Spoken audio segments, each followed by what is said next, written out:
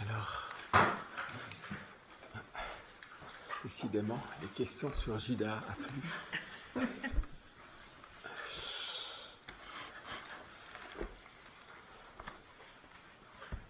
Nous vivons une semaine sainte particulière.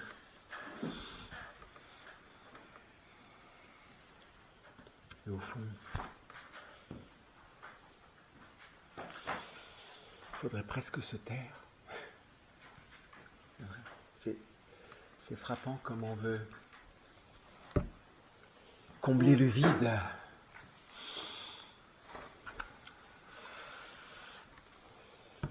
Supprimer les ruines. Vite, il faut reconstruire. Vite, vite, vite. Insupportable. Alors, on va essayer d'entrer dans ce que le Seigneur nous demande. Alors, d'abord quelques questions. Quand Judas eut pris la bouchée, Satan entra en lui. Jésus lui dit alors, « Ce que tu fais, fais-le vite. » Jésus parle-t-il à Satan en s'adressant à Judas? Non, à Judas. Quand Judas accepte l'ultime geste de communion de la part de Jésus, il devient, on pourrait dire, il va au bout du mensonge. Or, le mensonge, c'est les Champs-Élysées du diable. C'est la grande avenue du diable. Pour continuer les métaphores parisiennes. Voilà. Donc, maintenant, ne tarde plus à faire ce que tu veux. Fais ce que tu veux. Il le remet vraiment à sa liberté. C'est, tu choisis la vie ou tu choisis la mort. Si tu veux ça, fais-le. Parce que je crois que Jésus a pâti de la proximité de Judas, comme nous avons de la peine à le réaliser. Avoir un homme aussi proche qui se met à côté, tout le temps là, et qui n'est pas d'accord. C'est peut-être la chose la plus pénible, la plus douloureuse. De supporter, dans la plus grande proximité, ou en tout cas matérielle, mais dans le plus grand éloignement du cœur, quelqu'un comme cela. Il n'est pas d'accord. Et il est emblématique parce que si nous restons à un plan humain, nous ne serons jamais d'accord avec le Père. Jamais. La conduite de Dieu n'est pas du tout,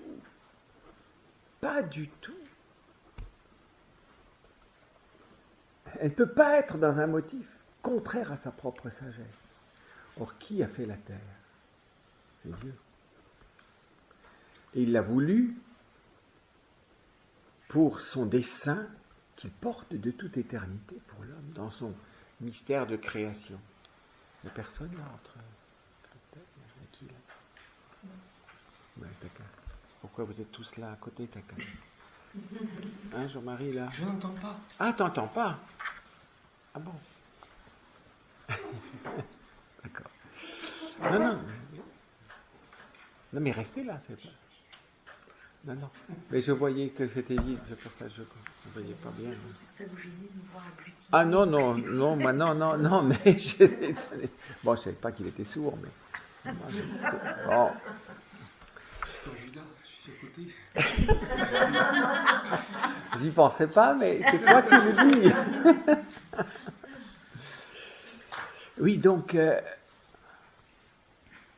prince de ce monde met dans la pensée de l'homme des pensées nécessairement absolument contraires à la sagesse du Père.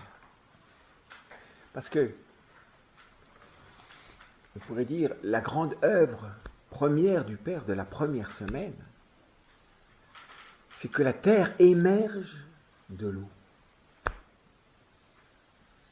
La terre est comme C'est pour ça que l'arche de Noé sera symbole de la terre en fait, redonnée par Dieu.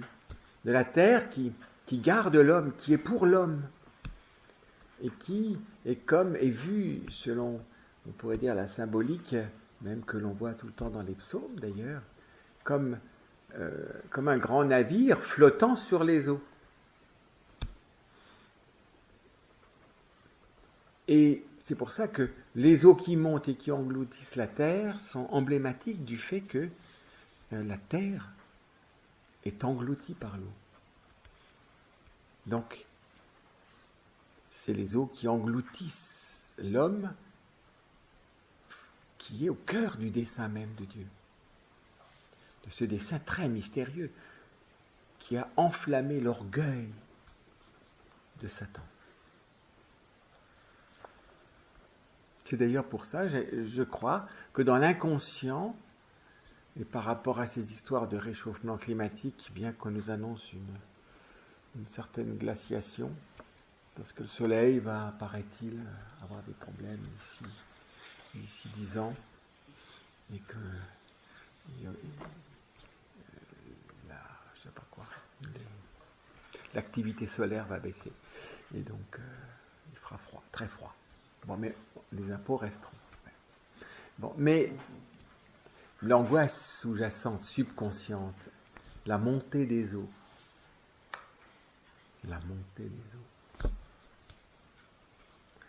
Les eaux vont de nouveau submerger la terre. Je crois que c'est beaucoup plus profond qu'on ne pense. Et si vraiment la terre a été voulue pour l'homme et donnée à l'homme, et donnée pas simplement à l'état naturel, si j'ose dire, mais Dieu a commencé quelque chose sur cette terre puisqu'il le met dans un jardin. Il ne l'a pas mis dans la pure nature. On pourrait dire que si Marie-Madeleine n'a pas prend Jésus pour le jardinier, il y a des restes de sagesse, puisque le premier jardinier, c'est Dieu, puisqu'il met l'homme dans un jardin, c'est-à-dire dans une nature disposée de façon toute proche pour que l'homme puisse vivre son grand mystère de fils de Dieu. Comme le dit la généalogie de Saint Luc, Adam, fils de Dieu. La terre est pour qu'une créature puisse devenir d'une façon très particulière, à travers toute sa vie, tout l'engagement de sa vie, à travers son corps, fils de Dieu. Ça ne nous rend donc pas compte, et c'est ce grand dessein de sagesse qui est comme contesté et dont le serpent a réussi, que le serpent a réussi à détruire. Et dès qu'il y a une destruction, des destructions intérieures, il faut être très attentif dans la Semaine Sainte. Parce que le Satan a détruit la confiance fondamentale du cœur humain dans la bonté de Dieu, donc du Père. Mais non, c'est pas parce que, enfin, voyez, c'est qu'il a peur que vous deveniez semblable à lui, et c'est pour ça que, il a fait ce qu'il a fait. C'est-à-dire, ça n'a rien à voir, voyez. Pas du tout. Vous ne mourrez pas. Dieu vous fait peur pour que vous en mangiez pas, parce que si vous en mangiez, vos yeux s'ouvriraient et vous seriez comme des dieux qui connaissent le bien et le mal. Donc, vous voyez, l'homme ne peut pas faire confiance à Dieu, c'est la destruction du lien filial, de l'amour filial, fondé sur la confiance. Ça, une destruction du cœur humain. L'orgueil et on pourrait dire, le faux relèvement des ruines du cœur humain. Parce que pour consentir, pour commencer à voir les fruits de l'arbre de la connaissance du bien et du mal autrement que selon le regard de Dieu, c'est donc que déjà je crois que Dieu me fait peur pour continuer de me dominer.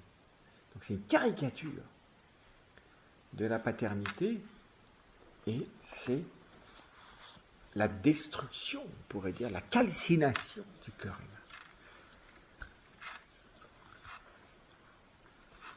Pour qu'il ne puisse plus désirer devenir fils de Dieu. Parce que si l'homme n'est pas fils de Dieu, il est vain.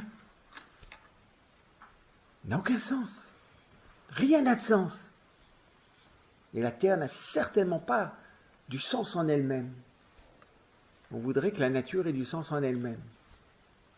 Elle n'a pas de sens en elle-même. Elle n'a de sens que par rapport à l'homme, et l'homme n'a de sens que comme fils de Dieu. Et c'est très important parce que toute la Semaine Sainte, toute la Passion, c'est vraiment l'humanité en Jésus qui est d'une façon incandescente fils de Dieu. Il ne veut que ce que veut le Père.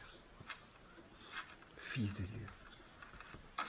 C'est ce qu'écoute Jean, ce que Jean apprend à écouter d'une manière nouvelle, mais alors avec un réalisme nouveau, parce que toutes les paroles, tous les gestes, toutes les secondes même de la vie publique de Jésus que connaissent les disciples, puisqu'ils ont vécu avec lui, vont prendre leur signification et leur unité ultime dans le dessein même du Père.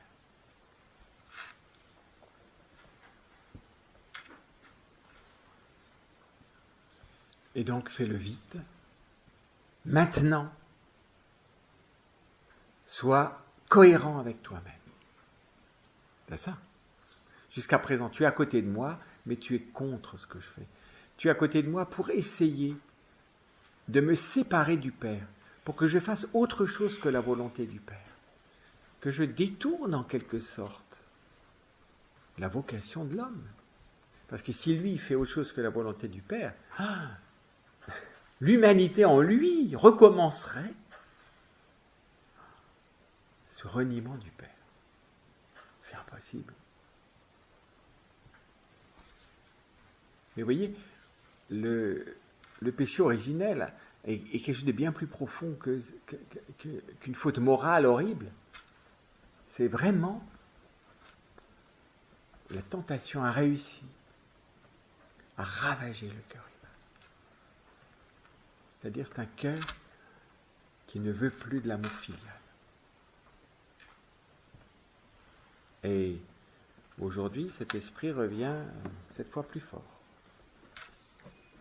Aidé par Freud, par tout, et se servant toujours des déficiences de l'homme, c'est-à-dire des manques ou même des trahisons de la paternité humaine par l'homme, qui rend la paternité odieuse, ou difficile, ou douloureuse, ou pénible, ou qui est vécue finalement comme une entrave. C'est pas difficile pour le diable d'accuser mon père, selon la chair et le sang, pour discréditer la paternité et dire qu'il ne faut surtout pas être fils. Si tu veux être toi, ne sois jamais fils. Or, j'allais dire, la plus belle perspective, la grande espérance, c'est d'être fils. C'est autre chose que de faire quelque chose, que de réaliser quelque chose, ou de réussir quelque chose, ou d'avoir telle ou telle capacité, ou telle, je ne sais pas. Vous voyez ça, c'est pour ça qu'il y a une lutte acharnée par rapport à ce mystère, à l'amour filial. Et la grande caricature de l'amour filial, actuellement, c'est d'être sous influence, sous domination, être gorotisé, être tout ça. Toujours dominant, dominé, dominant, dominé. Mais au fond, c'est le monde, être dominant, dominé, tout le temps. Vous savez, il y a un mensonge interne, c'est que le monde stigmatise des choses, les choses même qui sont son moteur. Il dit, tu vois, on te domine, tu vois, tu es dominé. Mais toute la logique du monde est toujours dans la domination. Il accuse l'esprit dont lui-même se nourrit. Oui, c'est une espèce de schizophrénie qui est invraisemblable, sans issue. Sans issue. Alors, une autre question. Judas est-il possédé par Satan quand il embrasse Jésus à Gethsémani? Possédé par Satan, ça veut dire, mais il est dit Satan entra en lui, c'est-à-dire qu'il n'est pas simplement possédé, il y a une grande harmonie entre Judas et Satan. La possession au sens fort, c'est qu'au fond, je ne suis plus maître de moi dans le sens plutôt comme une victime, vous voyez ce que je veux dire. Tandis que là, il y a une harmonie horrible entre le cœur de Judas et celui de Satan. C'est-à-dire qu'il est le mensonge incarné. C'est-à-dire c'est par un baiser, le signe de la communion, qu'il désigne celui qu'il faut tuer. Vous tuerez vous prendrez celui que je vais embrasser.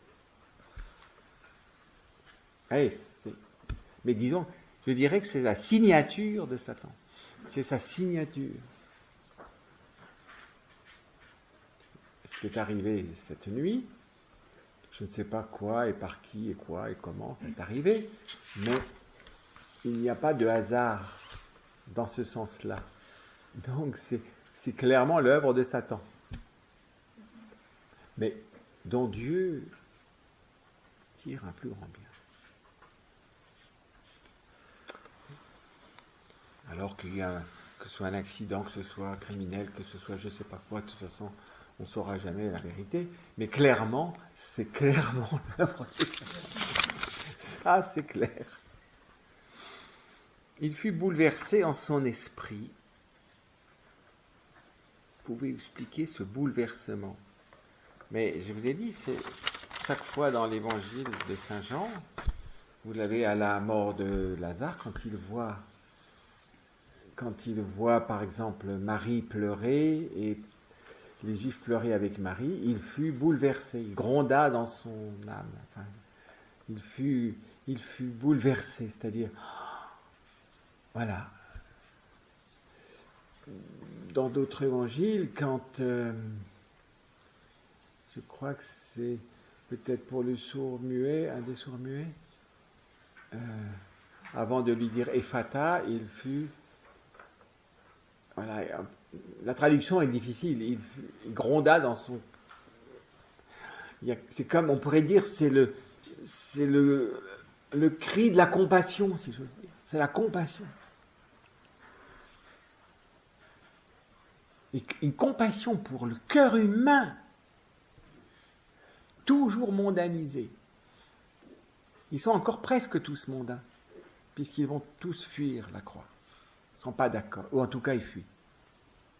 Je veux dire clairement pas d'accord, puisqu'il est tellement pas d'accord qu'il va être le starter, le déclencheur. Mais, je crois, le déclencheur, mais il devient déclencheur en devenant bête, dans le sens. Le démon nous rend toujours bêtes. Ça dépasse la mesure. En le livrant, c'était sûr qu'on allait le tuer, ça c'est vrai. Enfin, qu'on allait vouloir le tuer. Mais lui pensait toujours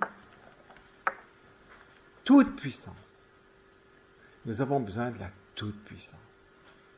Et pour Judas, Jésus est un homme ressource qui nous donne des moyens insoupçonnés, des moyens de notre bonheur, des moyens de notre surtout rétablissement politique, parce que le royaume des cieux, au fond, n'intéresse pas Judas, il veut un royaume terrestre. Toujours.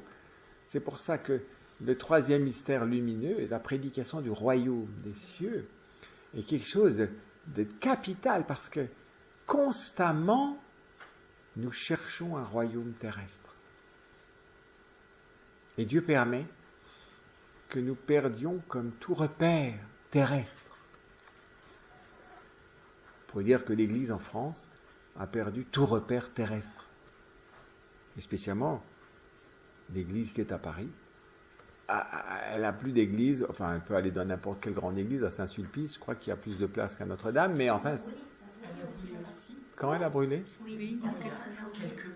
Il y a eu un incendie. Il y a quelques mois. mais quoi, qu'est-ce qui a brûlé là-bas? L'entrée, toute l'entrée. Ah bon? Ah oui, oui, c'est vrai, il y a quelqu'un. Ah oui. Ça n'a pas été réparé. Après, j'ai pas été vérifié, mais déjà c'est un premier signe d'approche, et là maintenant c'est Notre-Dame. Et là, c'était un acte criminel pour Saint-Sulpice. Ça a été confirmé. Ah bon? Oui. Bon, bah alors la plus grande église de Paris est aussi indisponible. Bon. Il y a Montmartre. Montmartre qui a été créé à l'opposition de la Tour Eiffel à l'époque. Je crois pas que c'est pas l'opposition, c'est un vœu national positif. C'est un... parce qu'ils voulaient faire autre chose de Montmartre. Ah, peut-être, mais en tout cas, c'était un vœu qui venait d'où? Pardon? Non, C'était vraiment le remerciement d'une guerre et vraiment. c'était par rapport à quoi? Et c'est vraiment les peuples. Non, mais non, Tous les dons c'est bien avant. Le vœu national, c'était quoi? C'était par rapport à... C'est par rapport à la Révolution, non? Non, c'est par rapport aux Prussiens. Si tu nous chasses les Prussiens, on te fait une cathédrale. De 70? Oui. Oui, c'était par rapport à une guerre. Mais il me semble que c'est plus ancien que ça. La série, c'est-à-dire, il y a déjà eu Montmartre, c'était l'église où Saint Ignace avait fait ses premiers vœux, là. Mais quel est le rapport? Saint-Pierre? À Saint-Pierre de Montmartre? Oui. Bon, il faudrait sur vœu national. Je pense qu'il y a plusieurs choses dans ce vœu national. Enfin bref, je ne veux pas... En tout cas, l'Église est un mystère. Et on ne peut pas ne pas entendre ce que Jésus disait lors de l'entrée messianique à Jérusalem, que l'on a lu dimanche.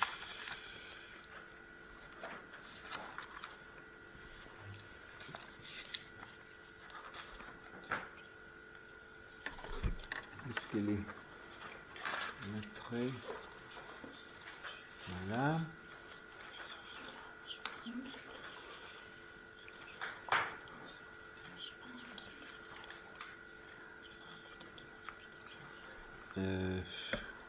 L'évangile de dimanche, il est où ça?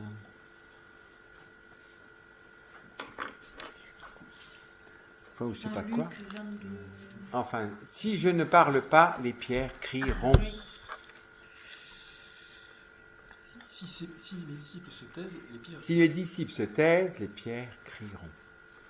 Eh bien, je pense que c'est le cri des pierres.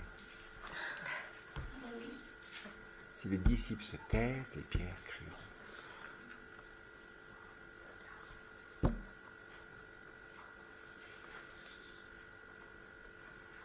Et fais taire tes disciples, oui, c'est ça, c'était dans la Passion. Voilà. Si les disciples se taisent, les pierres crieront. Eh bien, c'est le cri des pierres.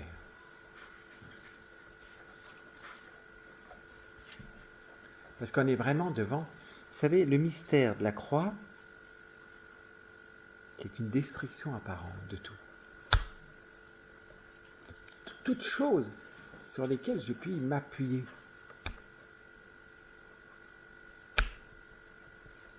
Alors là, et on peut continuer à lire ce qui s'est passé de façon profonde. Le feu a été où? Au cœur de la croix, à la croisée du transept. Après, je ne veux pas savoir le reste. En tout cas, je vois que c'est là, c'est le contre-feu du feu du cœur de Jésus. Vous voyez ce que je veux dire? C'est un peu destructeur, celui-là. Mais il est où? Il est au cœur. Au cœur de la croix. Quand on a vu au début, c'était vraiment exactement sous la flèche. Donc, c'est le lieu pour nous emblématique. Vous voyez, pour le diable, il vient toujours viser les lieux les plus profonds, les lieux de vie, les lieux de lumière. C'est le lieu du cœur du Christ.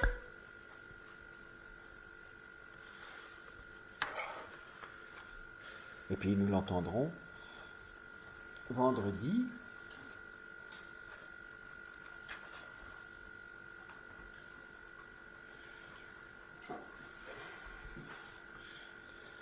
Ils regarderont vers celui qu'ils ont transpercé.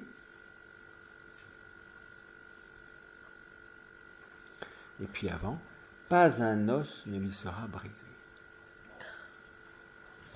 Or, c'est le squelette de Notre-Dame qui reste là. Ah oui. Sa structure, la structure, c'est les os. Sauf, la voûte est brisée juste à un endroit, à la croisée du transept. Vous appelez ça comment?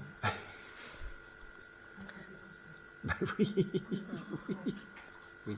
Et à l'intérieur, si vous avez vu la photo à l'intérieur, mystérieusement, c'était pas une œuvre d'art à mon avis, mais enfin bon, l'autel est intact, il est peut-être un peu rougi, et la croix qui est portée sur l'autel, le maître-autel du fond, une croix sans Christ, bien, mais bon, dorée et intacte, un tout petit peu, un peu jaunie par la fumée, mais intacte. La croix est donc lumineuse, et l'autel est là. Et devant, les tisons fumants de la voûte et de la flèche, là, le reste de la flèche, la base, est tombée en bas, et donc au pied des marches de l'autel. Donc, vous voyez, c'est un désastre, hein, et pourtant, il y a des signes dans le désastre. Ça me rappelle un signe qui s'était passé chez mes parents à Noël. C'était quand Anne-Marie était toute petite, avec sa sœur. Je ne sais pas ce qu'elles avaient fait avec une bougie, je ne sais pas quoi, près de la crèche et tout ça. Et puis, le feu avait couvé sous le petit enfant Jésus était sur un lit de paille. Le feu couvait au point de creuser le parquet de chêne qui creusait.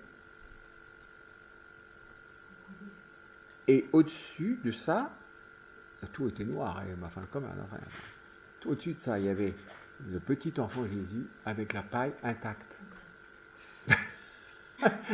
Je ne sais pas, j'ai dit il faut retirer c'était incroyable, impossible. D'abord on a essayé un incendie monstre et en plus, mais c'était incroyable, c'est que la paille n'avait pas été touchée par un feu qui avait creusé le parquet. Bon, mais il y a quelque chose comme ça, toujours un signe. Dans une catastrophe, pour le croyant, il y a toujours un signe. Tout est dans la sagesse de Dieu. On ne peut pas nous séparer de l'amour du Christ. On ne peut pas nous séparer de l'amour du Christ. Cet amour que célébrait Marie-Madeleine hier. On ne peut pas célébrer l'amour. On ne peut pas nous séparer. Et donc ce signe de l'autel et la croix glorieuse, c'est bien ça l'Église.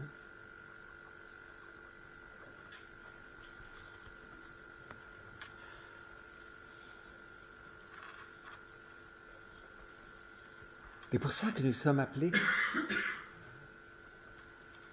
Alors en plus, j'ai un petit message de notre frère François de l'Enfant Jésus des États-Unis. Mes condoléances. Il est lituanien. Et il me dit, t'as vu Notre-Dame, voilà. Est-ce que ce n'est pas très emblématique de l'état de l'Église? En même temps, le Seigneur nous montre ce que nous sommes. Hein? On vit presque un peu. On peut toucher un petit peu ce que le peuple d'Israël a vécu dans la destruction du temple. C'est terrible. Hein? Destruction du temple. Ils sont sans temple, au sens fort. C'est une douleur incroyable. Et en plus, à l'endroit du temple, il y a les rivaux qui sont dessus. C'est terrible.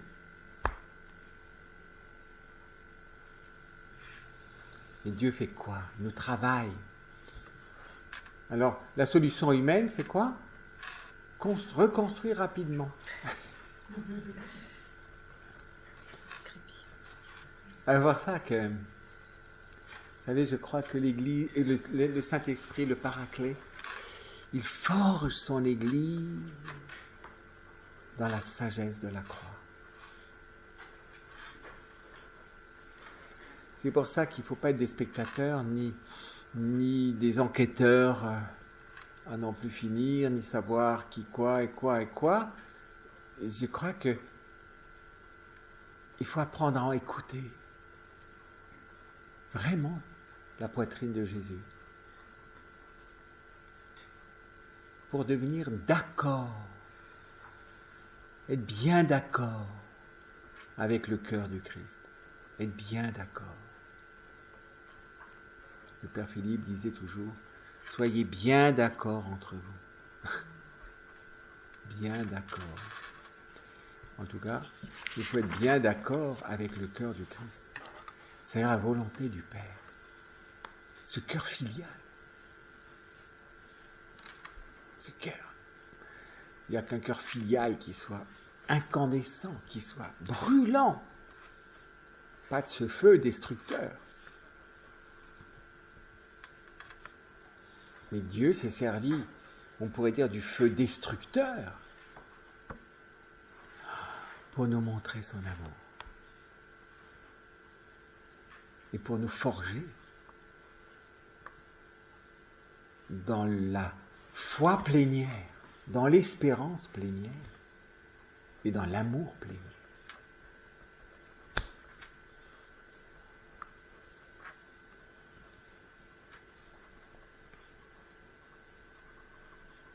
C'est pour ça qu'il ne faut pas... Vous voyez, je vous disais hier qu'il ne faut pas regarder la passion de l'extérieur et qu'il nous faut entrer dans sa souffrance. Je ne sais pas comment vous avez vécu ça ou le vivez, mais c'est douloureux. C'est comme un deuil. C'est un deuil. C'est comme un deuil. Eh bien, laissons-nous, au grand sens, laissons-nous habiter par cette souffrance, ce deuil, cette chose incroyable. Parce que si l'on regarde les probabilités pour qu'arrive une chose pareille, écoutez, on peut penser que si un chantier, il y a des mesures de sécurité exceptionnelles qui sont prises, Notre-Dame, c'est le lieu le plus gardé de machin, tout ce que vous trouvez, alors bien qu'elle était en mauvais état, et que le clergé avait hurlé en disant, écoutez, on ne s'occupe pas de cette cathédrale, c'est pas possible, elle n'est pas entretenue. Elle n'est pas entretenue depuis longtemps. Et qu'est-ce que je disais? Ah oui! C'est incroyable ce qui s'est passé. Je ne sais pas comment ça s'est passé, mais c'était absolument improbable que ça se passe.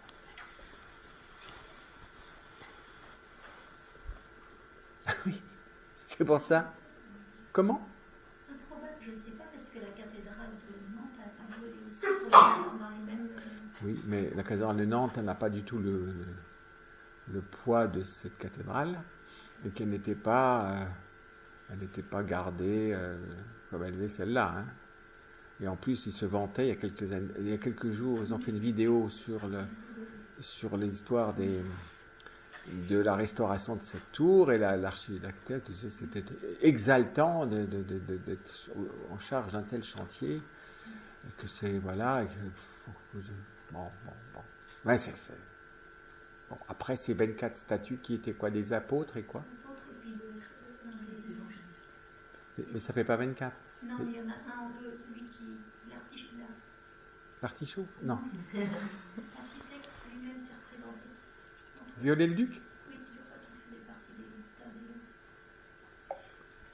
En tout cas, être puis c'est quand même la flèche qui monte vers le ciel, c'est quand même c'est un symbole de la prière qui monte, qui ouvre les cieux, le cri, la prière perce les cieux, comment on pourrait dire ça, c'est le cri de la prière. Donc, c'est pour ça, c'est le cœur. Et je pense que nous devons, on parlait hier, quelques minutes avant la chose, que le cœur, que c'était refroidi, en prenant Saint Matthieu 24. Quand l'amour sera refroidi. Ce qui est intéressant, c'est dans le même chapitre, on n'avait pas lu ce passage, mais Jésus commence à produire tout ce discours en disant qu'il ne restera plus pierre sur pierre. Oui, mais alors là, c'est pas tout à fait ça.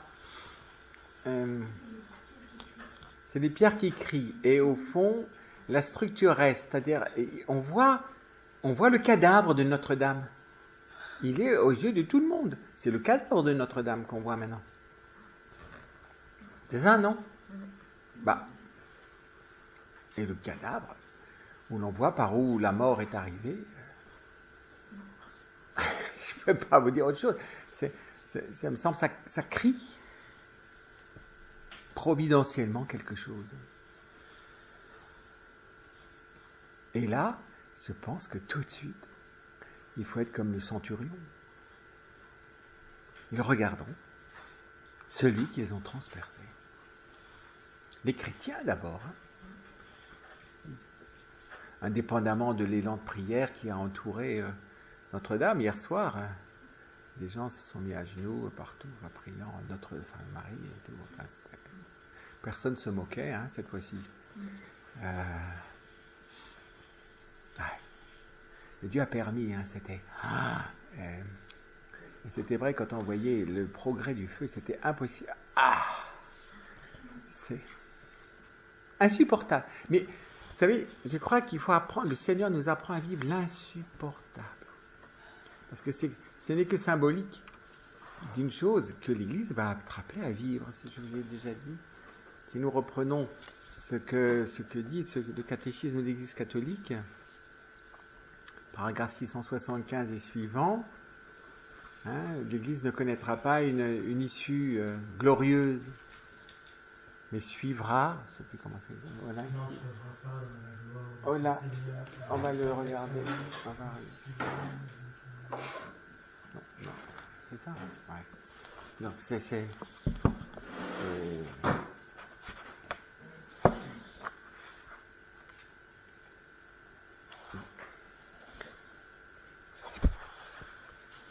l'Église n'entrera pas dans la gloire du royaume.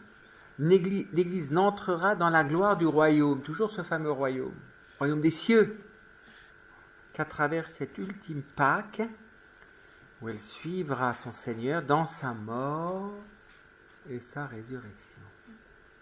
Il faut qu'en tout cas les travaux de restauration de l'Église soient ce mystère. Ce n'est pas effacer le truc, il faut que ce soit. Parce que de toute façon, on ne peut pas construire une cathédrale de façon chimique. Ou elle sera laide, ou elle sera je ne sais pas quoi, ou elle sera une cathédrale.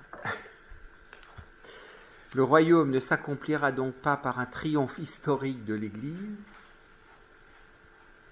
selon un progrès ascendant, mais par une victoire de Dieu sur le déchaînement ultime du mal, qui fera descendre du ciel son épouse. C'est-à-dire, c'est l'œuvre de l'Esprit Saint, ce que je vous ai dit hier, chapitre 21 de l'Apocalypse. Descend du ciel, c'est l'œuvre de Dieu. C'est pas l'œuvre d'un homme. Judas, c'est toujours ce que disait aussi Benoît XVI, la tentation de refaire une autre église. Macron l'a dit. Nous allons reconstruire notre cathédrale. Oui, enfin, lui, maintenant, s'il mourait, il ne pourrait pas avoir des obsèques dans ses cathédrales. Ça, je pense que la plupart des grands hommes sont chagrinés de ça. Ça parle.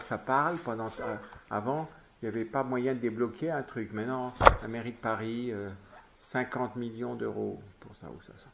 je ne sais pas combien, tout le monde, ils sortent les millions. Avant, il n'y avait rien. C'est l'orgueil, ça. C'est la vanité nationale. C'est incroyable, c'est la vanité nationale qui sort. C'est une humiliation, vous vous rendez compte. Ils laissent brûler leur chef-d'œuvre, incapables de faire. Mais qu'est-ce qu'ils ont fabriqué?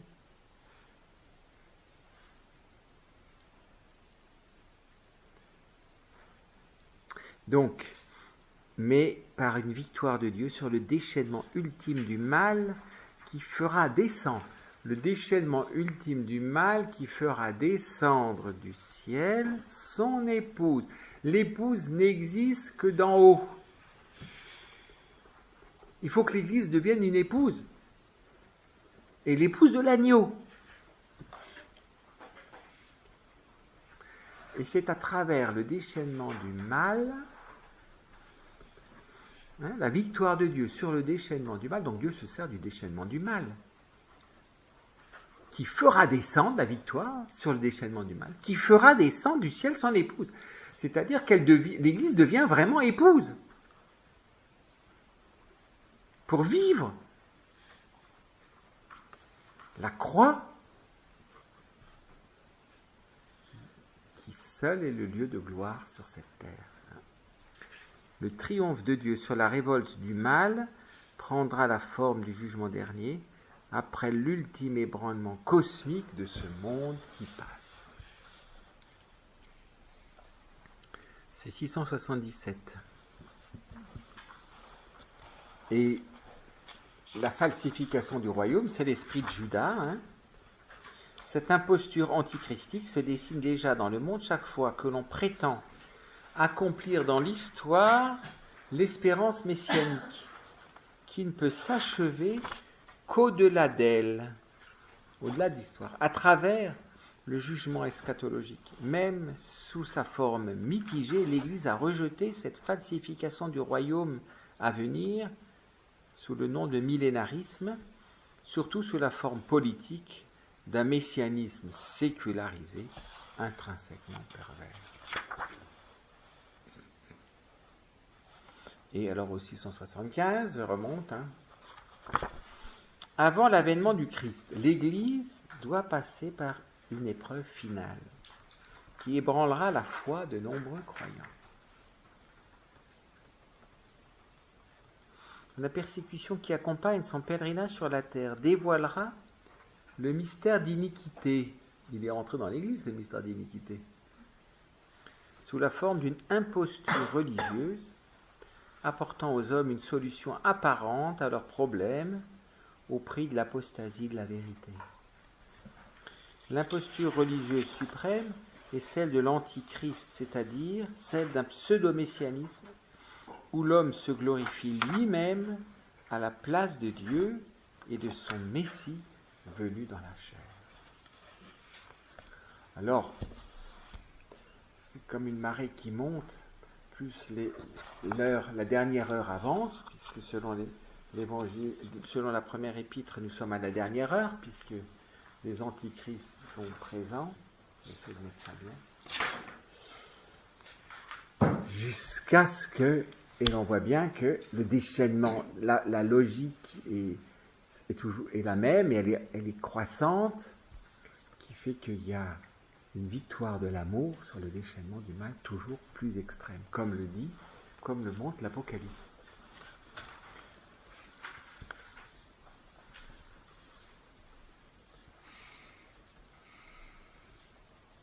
Mais on peut dire on a un pape actuel, certainement un des papes qui stigmatise et dénonce le plus la mondanité dans l'Église. L'Église est devenue mondaine. La mondanité. Il en parle tous les jours, presque. Tous les jours. Mais si elle est mondaine, c'est pas l'Église. C'est pas le royaume de Dieu. C'est pas ce que veut le Père. C'est l'esprit de Judas. Et si Saint Jean l'a montré d'une façon, on pourrait dire il est terrible, parce qu'il pointe Judas de façon insupportable. Beaucoup plus que les autres. C'est pas pour accuser Judas. c'est pour nous éclairer, pour nous éveiller au plus grand péril. Ce n'est pas la persécution extérieure. C'est de ne pas être d'accord avec ce que veut le Père. Et même de vouloir tirer le Christ à part, ce qu'a fait Pierre à un moment donné. À peine il reçoit une grâce incroyable de proclamer que Jésus est le Fils du Dieu vivant, tu es le Messie, le Fils du Dieu vivant, à Césarée, de Philippe. À peine a-t-il dit, Jésus va annoncer ce qui va lui arriver. Que le Fils de l'homme souffrira beaucoup, qu'il sera mis à mort par les grands prêtres, enfin, ou souffrira des grands prêtres, voilà, et que le troisième jour, il ressuscitera. Non, ça ne t'arrivera pas. Non, non, non, ça ne t'arrivera pas. Tirant Jésus à part, à lui. Tirant Jésus à lui. Mais tirer Jésus à lui, c'est l'inverse de la vie théologale. C'est l'inverse de la foi. C'est l'inverse de l'espérance. C'est l'inverse de l'amour. C'est l'inverse. Tirer Jésus à soi. C'est ça, cette terrible proximité dont souffre Jésus. Parce que si quelqu'un tire Jésus à lui, c'est bien Judas. Pierre l'a fait de temps en temps, et il continue. D'ailleurs, mais il est moins orgueilleux, il est moins on dirait, moins brillant humainement. Parce que d'être brillant humainement, c'est très dangereux. Parce qu'il y a une espèce d'unité et une cohérence et une force qui vient de cet orgueil qui est terrible, qui est très redoutable, qui fait que Judas va jusqu'au bout. Tandis que Pierre, il comprend rien et il est généreux et il va se laisser corriger par une terrible catastrophe que va commettre son cœur, en fait. Renier Jésus, 3 fois. C'est terrible d'avoir renié Jésus. Mais en le reniant, il vit en grosses lettres ce qu'en fait il faisait en disant à Jésus, ça ne t'arrivera pas. Quand je dis à Jésus, ça ne t'arrivera pas. Quand je dis, ce que le Père veut pour toi ne t'arrivera pas. Mais je le renie. Mais je ne le renie pas face à des servantes, ni aux serviteurs de je ne sais pas quoi, de grands prêtres. Non, je le renie dans mon cœur, en fait. Je le renie. Je ne le veux pas, en tout cas, tel que le Père me le donne. Je le tente, en quelque sorte. Vous voyez, si c'est possible de tenter Jésus. Mais c'est terrible, c'est ça un reniement. C'est pour ça, c'est tenter de mettre la main sur lui. De l'utiliser. C'est pour ça que j'ai dit de faire un homme ressource. C'est pas l'amour, c'est pas la foi, c'est pas l'espérance. Et donc c'est quoi? C'est l'esprit du monde. Et je pense que l'Église, avec tout ce qu'elle a vécu, on a vu, on a lu ensemble là quelques jours donc ces paroles déjà du pape François à la fin de la réunion des présidents des conférences épiscopales, et on lui a reproché beaucoup en disant qu'en fait, finalement, c'est le déchaînement de Satan. C'est pas pour nous disculper, mais c'est l'œuvre de Satan à laquelle nous coopérons. Et on pourrait dire, le cœur de l'Église institutionnelle est pourri parce que ça touche le sacerdoce. Le sacerdoce ministériel, c'est l'aspect le plus divin de l'institution. L'institution divine de l'Eucharistie, on va le fêter. Enfin bon, mais la messe chrismale l'exprime bien, d'ailleurs elle n'est pas le jeudi, mais enfin bon, ce soir, c'est bien ça. L'institution divine de l'Église, l'institution divine de l'Église se prend de l'institution de l'Eucharistie. Et donc, pour l'Eucharistie, le sacerdoce ministériel.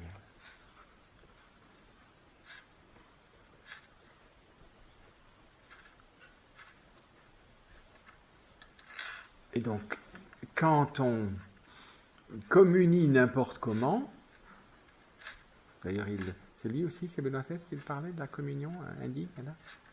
Oui, on a comment, oui, en montrant les maladies de l'Église, il l'a redit, il l'a dit, et que le sacerdoce est corrompu, c'est-à-dire, c'est un sacerdoce égocentrique, c'est-à-dire l'homme vit pour lui.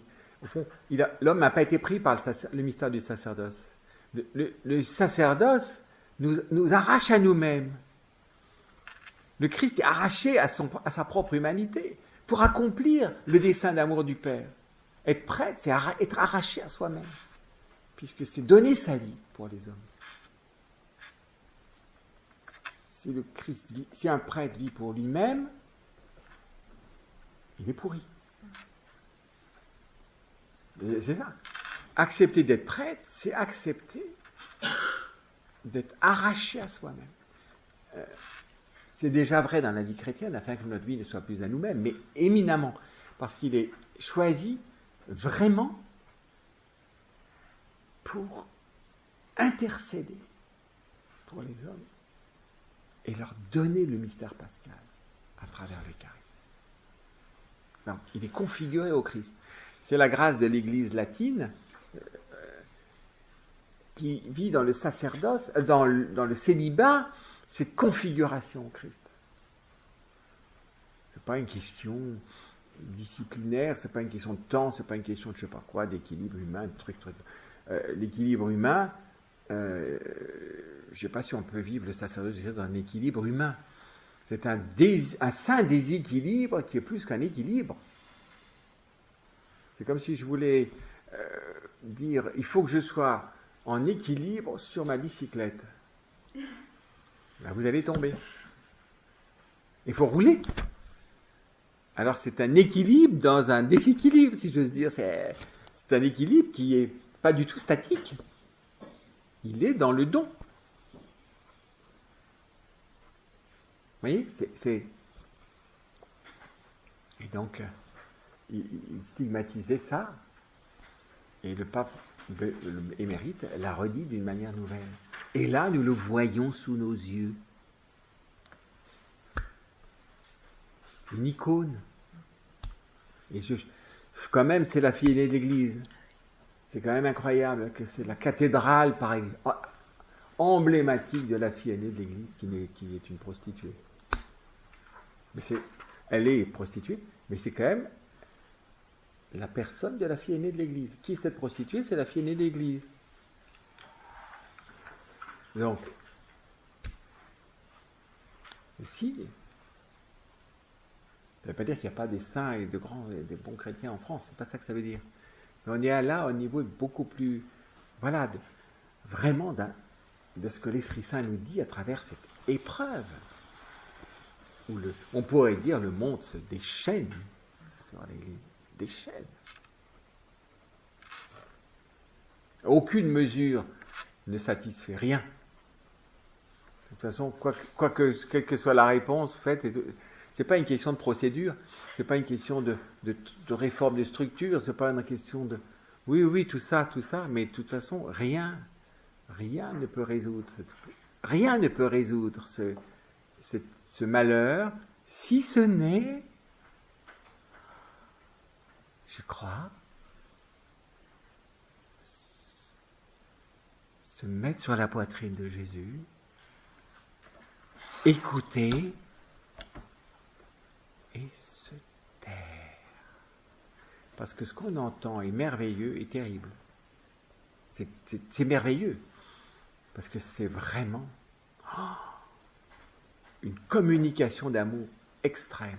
Le Père nous communique l'amour à travers son Fils. Et dans le Paraclet, de façon extrême. Il se donne comme Père, comme Adam ne l'a pas connu, en justice originelle. Et en même temps, c'est terrible. Parce que, temporellement, historiquement, politiquement, c'est terrible. Ah, c'est terrible.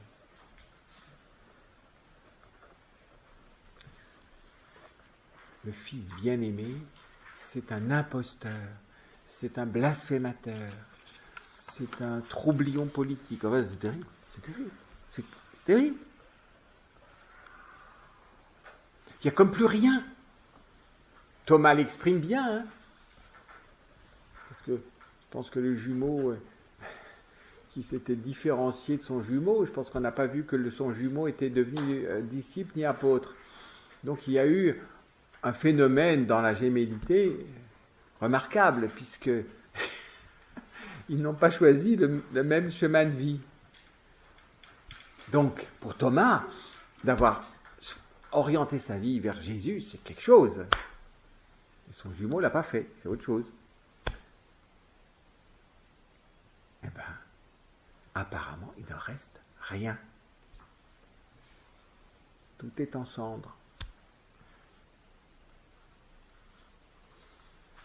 Hein, c'est incroyable. Hein, et c'est celui-là. Avance ton doigt. Mets ta main. Et il est tellement chaviré, je veux dire, que plus rien ne l'intéresse. Enfin, les liens avec ses frères ne l'intéressent pas. Hein. Il n'est pas là. Ne sort de pas qu'il n'est pas là. Tellement, il est déçu. Tellement c'est terrible. Et même les disciples d'Emmaüs, ils partent. Voilà. Ils partent à la campagne. Dardar, je ne sais pas comment ils ont fait, ils avaient une lampe de poche ou quelque chose pour retourner à Jérusalem. C'est incroyable. Et nous qui pensions qu'il allait rétablir la royauté en Israël. Il faut entendre les disciples d'Emmaüs. Le premier volet des disciples d'Emmaüs. Est-ce que nous sommes prêts à vivre le mystère de l'agneau, être donc l'épouse de l'agneau? Est-ce qu'on est prêt à devenir cette épouse qui descend du ciel, qui n'est pas le fruit d'aucune stratégie, ni d'aucune méthode, ni d'aucun remplacement, ni d'aucun ersatz, ni aucun transfert. Hein. Psychologiquement, les transferts, j'ai pas ça, donc je me rabats sur autre chose. Non, se rabattre sur rien. Sur rien. Consentir à vivre. Suivre l'agneau partout où il va. Chapitre, je crois, 14 de l'Apocalypse. Ceux-là suivent l'agneau partout où il va. Comme Marie.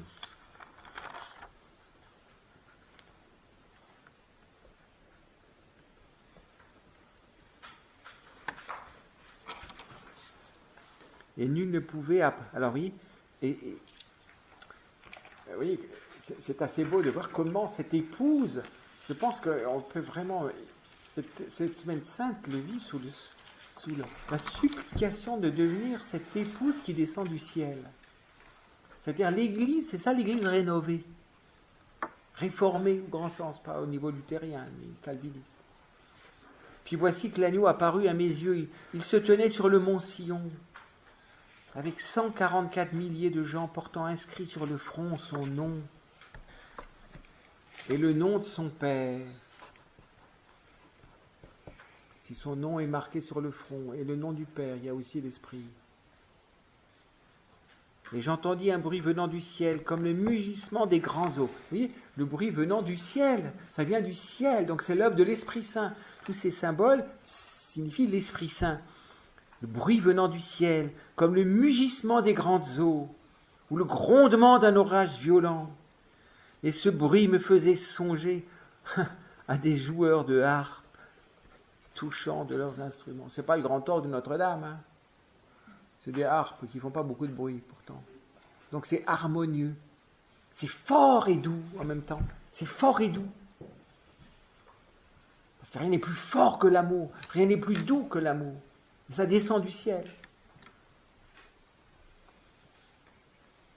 Et il chante un cantique nouveau.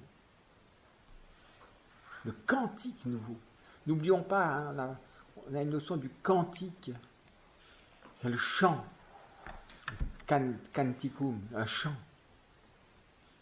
Et le chant, il accompagne toutes les activités normalement de l'homme, mais spécialement le chant des chants, le cantique des cantiques. Hein. Le chant des chants, il chante quoi?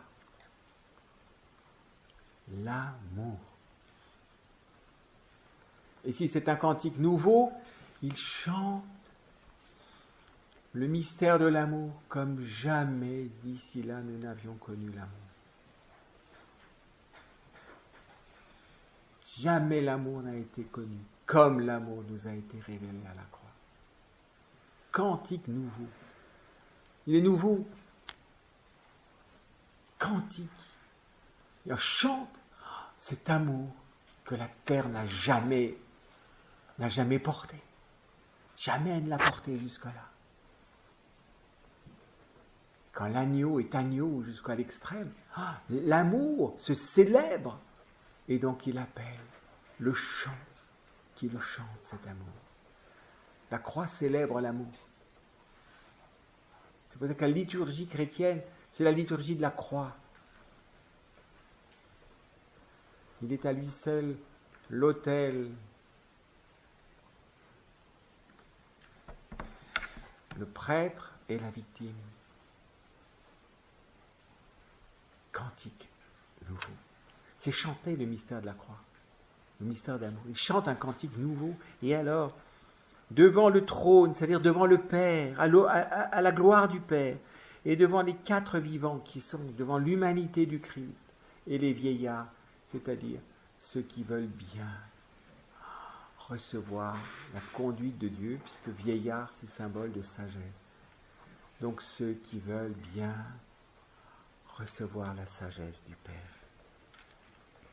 Et nul ne pouvait apprendre le cantique, hormis les 144 milliers, c'est-à-dire ceux qui se laissent marquer au front